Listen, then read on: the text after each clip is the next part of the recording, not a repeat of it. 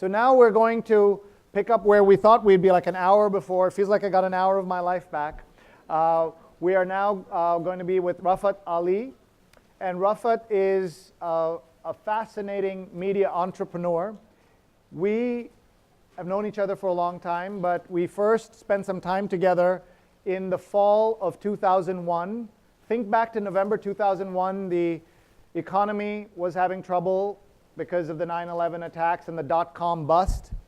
And he came to chat with me at Columbia. And he said that he is having trouble finding a journalism job. And he had collected like a hall of fame of rejection notices from all these companies, including the New York Times. And so he had all these rejection notices he had gotten because the economy was really bad.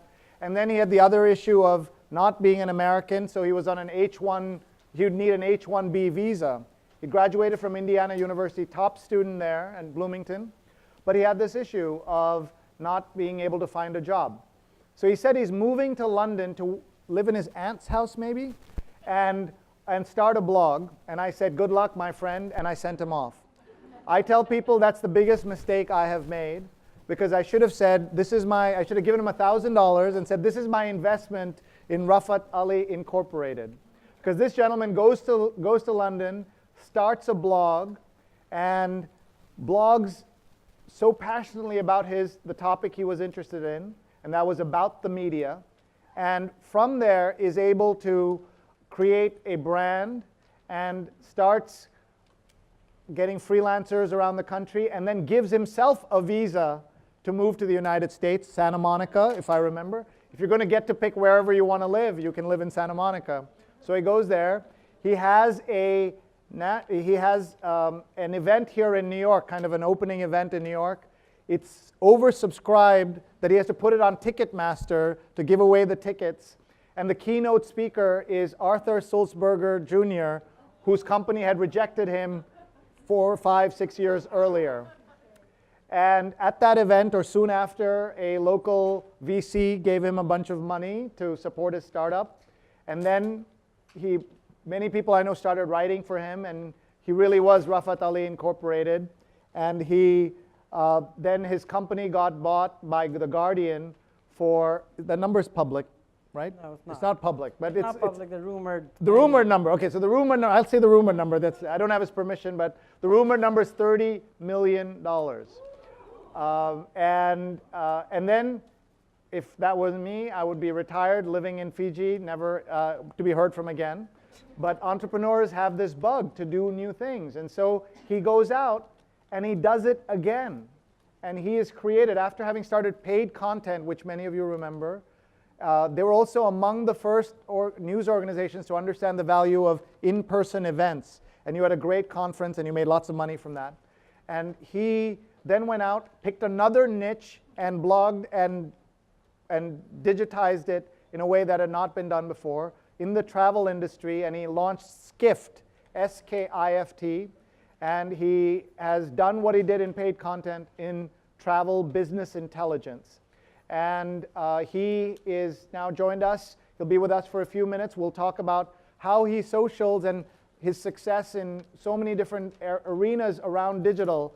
But he also did something very dramatic this year, where he announced that he was going to unfollow almost everybody, including me. And he's going to talk about, we're going to have a conversation about that moment and why. And he's still very informed about what's happening, but how he's thinking about that. So please welcome @Rafat. Rafat, thanks for joining us. I like your new look. Oh, thank you. I said like my new look. I'm dressed by my 12-year-old daughter, so that's 13 years old. Rafat, you've had an amazing couple of years. You've had an amazing decade. Tell us about Skift, and then we'll talk about other things. Yeah, so thank you for being patient. I just moved to the suburbs of Westchester and still trying to figure out how to catch trains. So I went. He has a microphone. Oh, it's not working. Sorry. Boost that, I was going to say that I'm sorry to keep you waiting. I just moved to the suburbs and missed my train, then got the next train, then realized I forgot my wallet, so I had to get off at the next station took an Uber back home, got the wallet, etc. Anyway, so that's I'm learning all that stuff. Can't just go on a 7 train and be here in 2 minutes. So Skift is a travel business information company that focuses on the business of travel, so news, information, data services for the travel industry.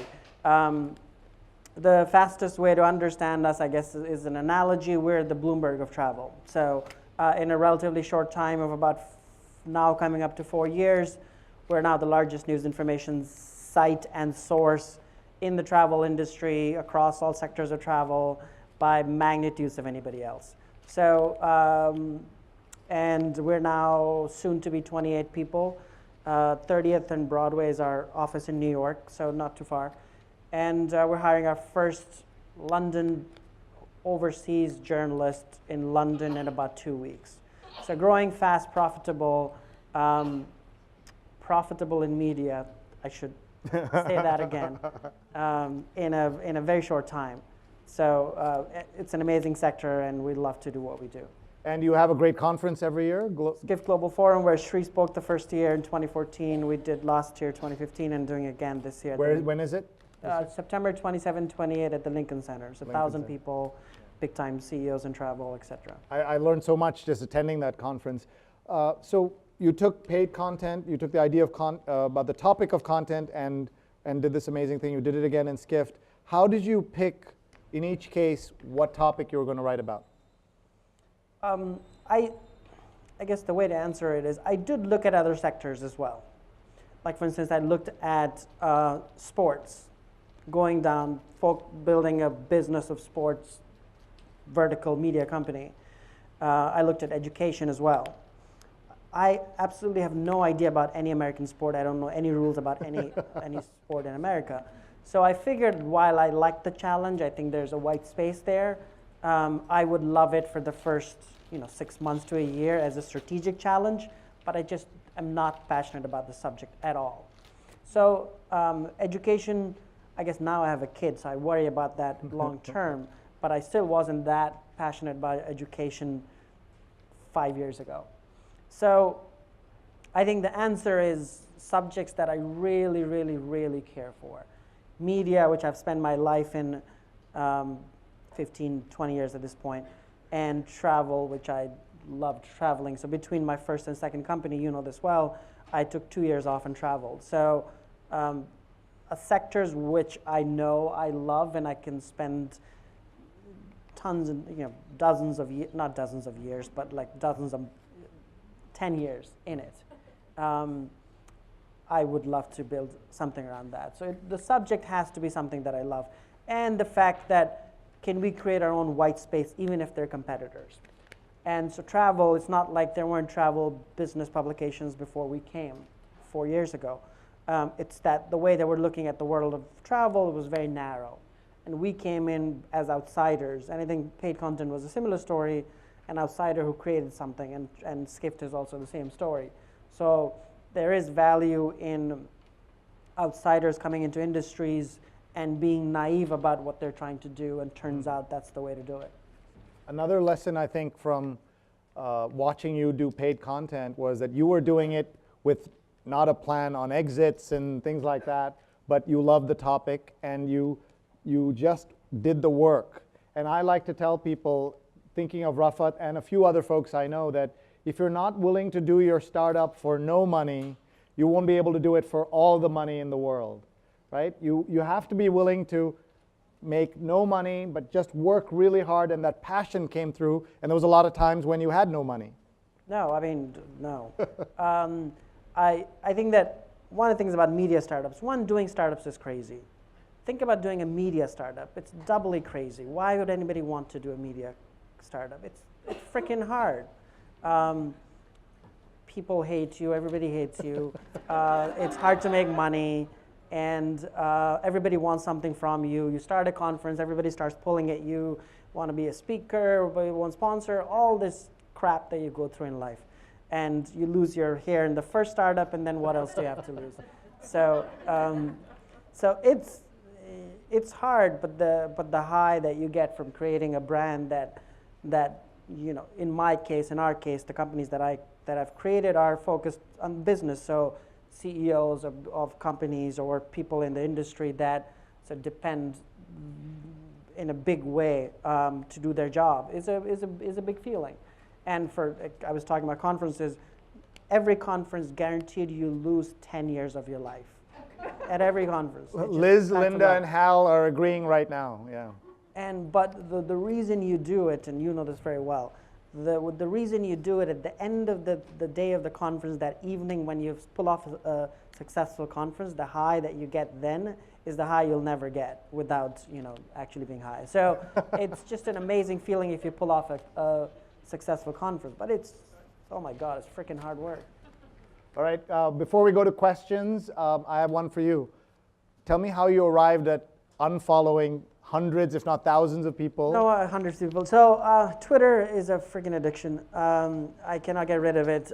All of you who love my Twitter feed who tell me you're feeding my addiction. So don't tell me that. It really is true. At some point, the noise became too much. I have a 1.5-year-old son and a wife who want to see me occasionally, and so I have not been able to get rid of Twitter, but I've unfollowed everyone with the idea, except for my employees at Skift, or our team at Skift, who don't really tweet much, so I don't really have a timeline per se on Twitter. I did not join Instagram. I did not join Snapchat. There's too much noise. So I've become a big fan as I've grown older of focus and saying no. I mean, some of you know that I say no to a lot of things these days, and I've written about it quite a bit as well. And so I unfollowed everybody, but unfortunately, I wrote this on Facebook the other day, the whole Trump phenomena, and I'm a Muslim, so there's a lot of commonalities between me and Trump, but no. But I wrote a post on how the effect of Trump on the Muslim Americans and how it's almost like you have PTSD. Like it's almost like that. Like I went through a phase of making fun of him, then making fun of the people who support him, then saying that I want to vote for him because let's just burn the country down. Why not? And then at some point I just stopped. And I just stopped following any news. I don't want to discuss it. I don't want to hear about it, but it still comes through. So why did you stop following everybody? So essentially to cut down the noise Right. in my life and in general, all the crap that happens in general in the world. But turns out you can't do that. Okay, let's get some questions in here. I'm going to come around with the microphone. Who had a hand up? Someone here? Okay. Remind people of your handle. Yes, my handle is @SoTrueToLife125. It's from the movie The Way We Were. Any rate. She's got it down, right? Exactly. So first of all, there's just been a breaking news that Gawker has put itself up for sale because of the lawsuit from Hulk Hogan. Oh, okay. Isn't that Yes. like 2 weeks ago? No, wait, well, what's No. the news? Filed for bankruptcy. That's big. That's different. Filed for. No, it says here they put themselves up for Wait, sale. and put themselves up for. Both are true. Okay. Yeah. It's a prepackaged auction. They have $100 million bid. Okay. If you watch him pull out his phone and bid, you know that's what he's doing. No, I'm not. Don't worry about it. only to put it out of business, but not, other than that, nothing else. Well, it's neat because the owner of Facebook financed Hulk Hogan's lawsuit to get back at Gawker because they outed him. One of the early funders, yes. Yeah. Okay. My question though is, what was the impetus behind your going this way of making this business and Well- taking yourself out of all social? Oh, I thought you were going to say, why did you want to be an entrepreneur? Because I can't work for anybody. I guess the answer was to cut out the noise out of my life. They don't believe you. They want another answer. I still tweet a lot. Oh my God, I still tweet way too much. How did you choose who you wanted to follow No, on the just my second employees. round? Just his My employees. employees. So he's only following his employees. Okay. That's it. Good question, yes. By the way, this is the most elegantly dressed person. Would you stand up, please? Wear your hat. Sorry. Look at this. Look at the boutonniere and everything. Who are you, sir? I'm Michael Camella, a.k.a. Phonograph DJ Mac. What do you do? I DJ with 1905 crank-up horned phonographs, playing all 78 RPM records. Wow. No electricity needed, so I never have to charge. That's great. But my question was, Sure, Jack. oh, thank you. I feel similarly, like the balance of time to do all these social platforms is kind of partially why I'm here.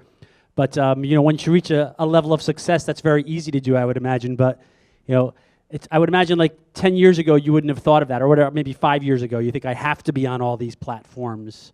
And how did you discover that decision to say, I'm going to move away from it? I think it's also a little bit of age. Like at some point, I gave up trying to be on any new platform, and I was okay with it. I mean, I think it was, that point was when I used to call Instagram Instacrap. If you Google Instacrap, you'll come across my name. So I used to call it Instacrap because I was a snob saying these photos and who cares about these photos. I was absolutely, completely wrong about Instagram.